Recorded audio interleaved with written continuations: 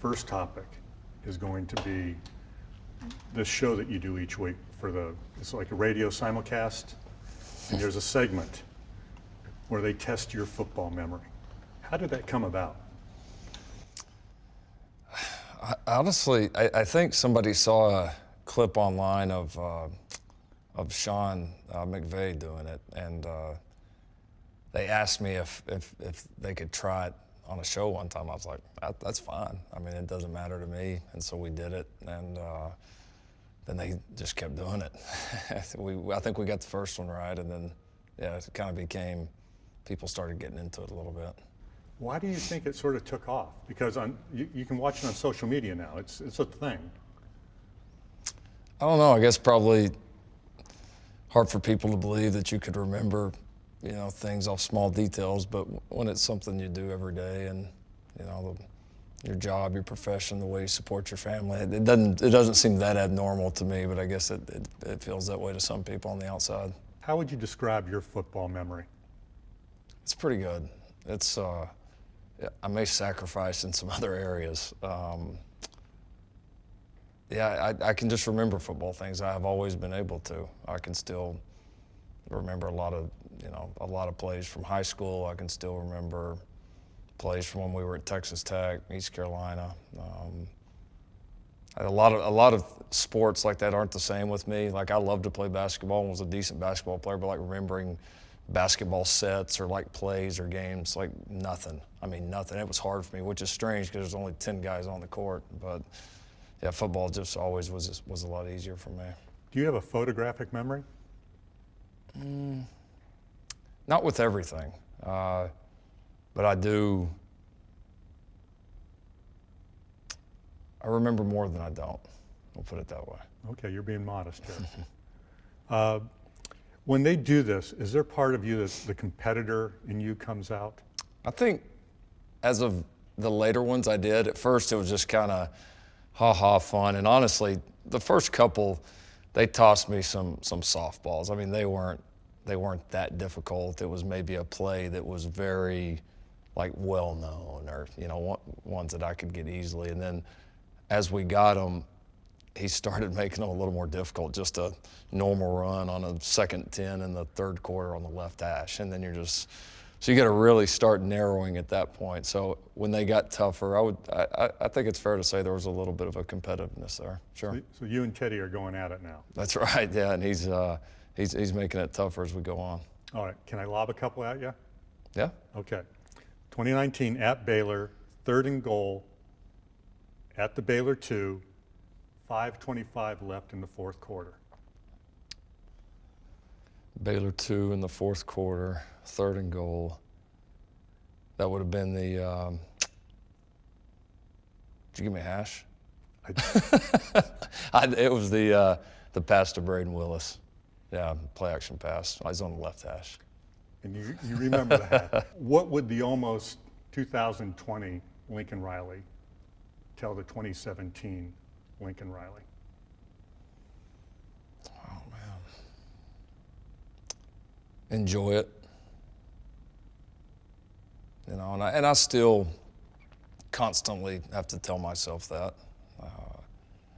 You're getting to coach at one of the best places in the world, and have a job that a lot of people would kill for, and do it with great people. And sometimes you get so wrapped up in all the different things you do that you forget to just enjoy it. That would probably be the main thing. There's been a lot. I mean, I've certainly learned a lot through the years. It's an interesting question, because it kind of takes you back to when all this felt so new, now it doesn't. Do you remind yourself now to take a step back and just? I try to. I do. I try to do it more. I definitely do it before each game. Just, sometimes, you're prepared and you want to go play well and coach well so bad, and the competitiveness of it and the expectations and all that. And you just got to remind yourself to. I don't want to look back on it when I'm done and say I didn't have fun with it. And I don't. and every program's going to go as the head coach does. That's just the way these things do, and I don't want, our players, I don't want our staff to do that either. It's what we've done is too hard to not enjoy it. With the exception of winning a national championship, by every conceivable metric, you've had a spectacular first 2+ seasons as a head coach here. How do you assess the job that you've done? It's not you in this business. We've done a great job. We've been successful. We've done it the right way. We've been able to accomplish a lot of great things. There's still some things, like you said, that we want to accomplish, and the sustained success is important to me, not just 1 year here or there where we win a Big 12 or contend or win a national championship. Or the sustained success is important, and we've been able to do that. So yeah, it's been good. I mean, it has, but in this job, it's always about the next day. There are some things you can control in this job, other things you can't. One of them is this time of year, totally out of your control, but your name gets mentioned for these NFL openings. Mm-hmm. The thing that you can control is a message to your players, recruits, parents of those recruits. Mm-hmm. What is the message that you want out there for them? And I think I've been consistent with this, in that they know where my heart's at. They know where I want to be. Now, like I've said forever, I don't ever want to be the guy that says, I'm never going to do this, I'm never going to leave. And then if it happens at some point, people can look back and say, he wasn't truthful with me. That's the part I can't live with. And so I never know what the future's going to bring. I never know, you never know how college football is going to evolve. You never know if things, at any job you have, all of a sudden something gets out of your control and it changes. But the way college football is going right now, the way the situation, the setup we have here at Oklahoma, it's hard to imagine there being something out there better, for me and my family. And it's not, I do not have a long-term goal of coaching in the NFL. I don't. It's not a bucket list thing for me. It's not, man, I'd love to do that before I retire. I mean, I want to just live in the now, and I want to enjoy the place I'm at now and work hard at the place I'm at now and appreciate that and just try to make each year as good as we possibly can. Is there a scenario, Lincoln, that you can think of that you would at least consider it? Not right now. Not right now. I'm too excited about what we're doing here, and the support and setup here is just too good. What is your favorite part about preparing for the playoffs? I love it all. I like the scheduling.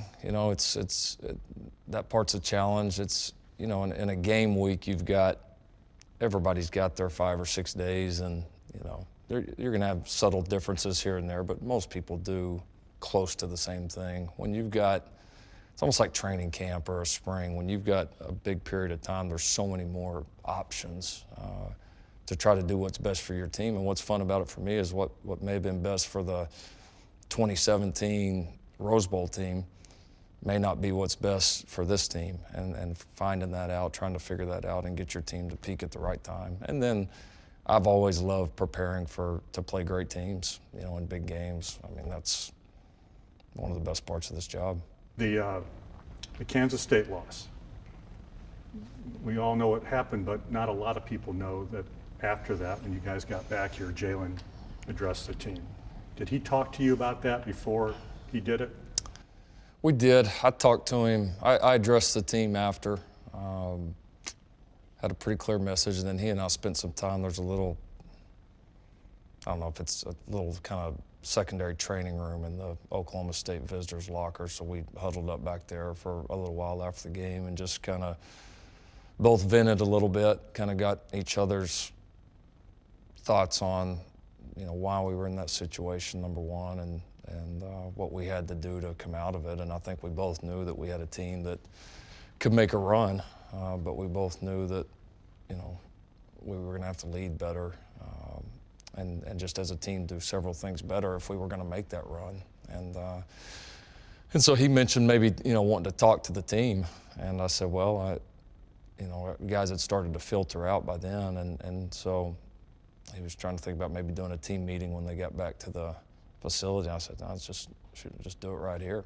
So we got off on the tarmac and we just kind of let it be a players only deal. And he talked to the guys, did a great job. I think they got to see a lot of emotion from him, kind of in that moment. And they responded. How important was that moment? There's a lot of moments after that game that are important because a lot of times it's how you handle those moments that determines do you come out of it or not. But I think it was big. He's certainly one of the biggest leaders on this team, and to have the best teams always have. You got to have leadership from coaches, but you also have to have internal leadership from the players. You have to have that, and for him to take ownership in that moment, I think said a lot to our team. What did it say about a guy who wasn't born and raised in this program to be able to stand up in front of his team and get through to them?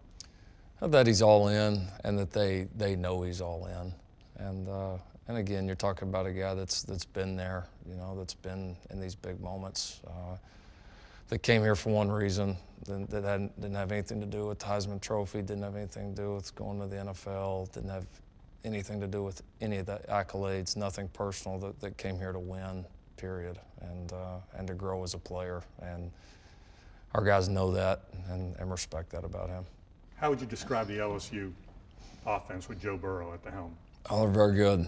They're very good. They're fun to watch. They've got a lot of weapons. They use them very well.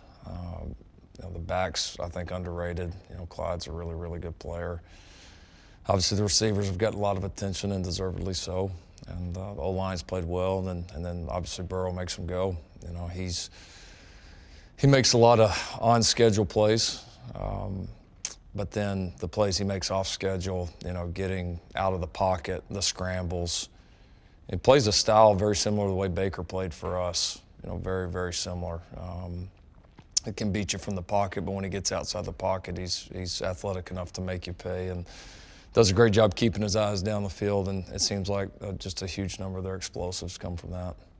How would you describe a Alex Grinch coach defense? Well, it's speed D. That was our kind of vision for this when Alex came in, and it's an effort-based defense. It's based on aggression, and every new defensive coordinator that's ever been hired at any school says we're going to be more aggressive. But a lot aren't, and this one is. It's aggressive in every sense of the word, and I think he's done a great job instilling confidence in our guys, that to get them to play at their very best level and to make plays that they're capable of making, and our guys have done that a lot, especially here the back half of the season. Your run offense seems to be on the ascension here. Is that a coincidence, or was that a concerted effort to get that part of your offense more involved? I think it's just been how we've evolved, trying to find offensively what are our advantages. And then, my job is also to evaluate what gives us the best chance to win games. And each team, each year is different. Your recipe for winning changes. And we've ran the ball, well. Our backs, obviously our offensive line have been a big factor in that. And then having someone with the ability of Jalen in the backfield to also be able to run the football has made a big difference, and it always does at the end of the season. To win these last 5 Big 12 championships, there's always been a very physical element to our football team, especially in the back half of the season, and I always feel like that shows up in big games, especially at the end for some reason, and so it's, ours has peaked at the right time. Does it make any difference? You guys have faced SEC defenses in the playoffs the last 2 years, and you're facing another one now. Is there something to be taken from that will help you in this next game? Not SEC defenses. We've played good defenses the last couple of years in the playoff. Georgia was one of the best defenses in the country a few years ago. Alabama certainly was last year. LSU's got a tremendous defense.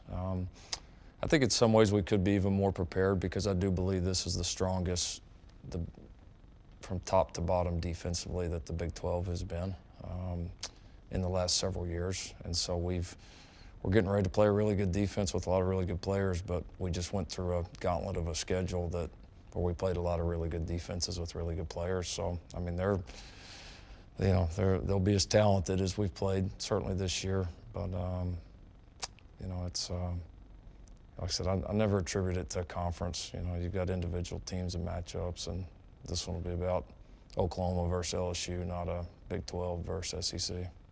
Two last questions. One, I don't know if you pay attention to the chatter, but you're decided underdogs in this game.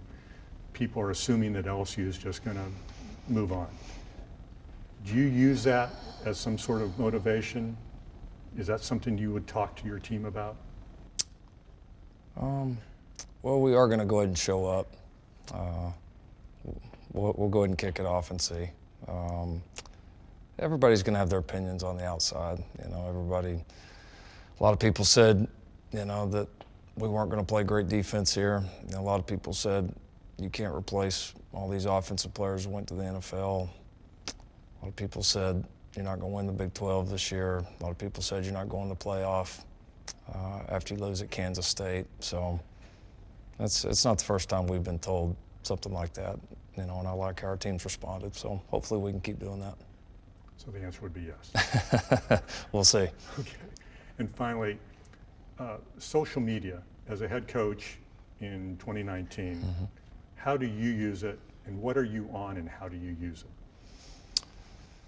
I use it a couple different ways. I think you connect with your fan base, which I do think is important in this day and age because that's how so many people get information, form opinions. Whether that's good or bad is another conversation, but I do think it's a great way to connect and then educate people about our program. And then it's obviously a huge part of recruiting, whether you're showing off something about your program or just a way to have one-on-one interaction with those recruits.